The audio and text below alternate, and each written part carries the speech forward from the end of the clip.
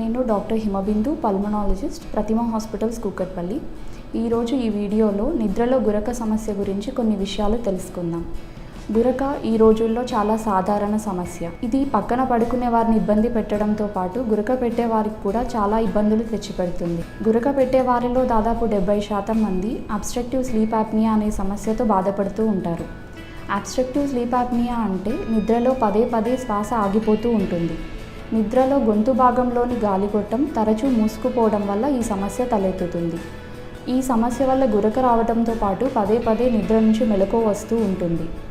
ఈ సమస్య చిన్న వయసు నుంచి వృద్ధాప్యం వరకు అన్ని వయసు వారిని ఇబ్బంది పెట్టవచ్చు. చిన్న పిల్లలలో టాన్సిల్స్, అడినాయిడ్స్ ఎన్లార్జ్ అవ్వడం వల్ల, ముక్కు భాగంలో ఎముక సరిగా డెవలప్ కాకపోవడం వల్ల ఈ సమస్య రావచ్చు. పెద్దవారిలో స్థూలకాయం అంటే ఒబెసిటీ ప్రధాన కారణం. మెడ చుట్టూ సాఫ్ట్ టిష్యూస్లో ఫ్యాట్ పేరుకుపోవడం వల్ల, పదే పదే నిద్రలో గొంతులోని గాలిగొట్టం మూసుకుపోవడం వల్ల ఈ సమస్య వస్తుంది.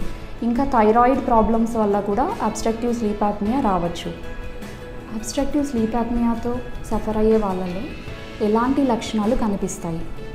వీరిలో నిద్రలో గురక రావడంతో పాటు ఊపిరి అందకపోవడము, రాత్రిపూట తరచుగా యూరినేషన్కి లేవటము లాంటి సమస్యలు ఉంటాయి. ఉదయాన్నే లేవగానే ఫ్రెష్గా అనిపించకపోవటము, తలనొప్పి, గొంతు పొడిబారినట్లు అవ్వటము, రోజంతా మగతగా ఉండటము, కూర్చొని టీవీ చూస్తూ నిద్రలోకి జారుకోవడము లాంటివి జరగవచ్చు. ఓఎస్ఏ ప్రాబ్లం తీవ్రమైనప్పుడు డ్రైవింగ్ చేసేటప్పుడు కూడా నిద్రలోకి జారుకొని రోడ్డు ప్రమాదాలకు గురయ్యే అవకాశము ఉంది. ఈ అబ్స్ట్రక్టివ్ స్లీప్ యాప్నియా ప్రాబ్లం వల్ల ఇతర ఆరోగ్య సమస్యలు తలెత్తే అవకాశం ఉంది.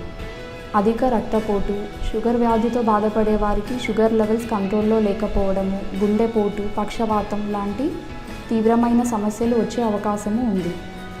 అందువలన గురకను నిర్లక్ష్యం చేయకుండా వెంటనే డాక్టర్ని సంప్రదించాలి.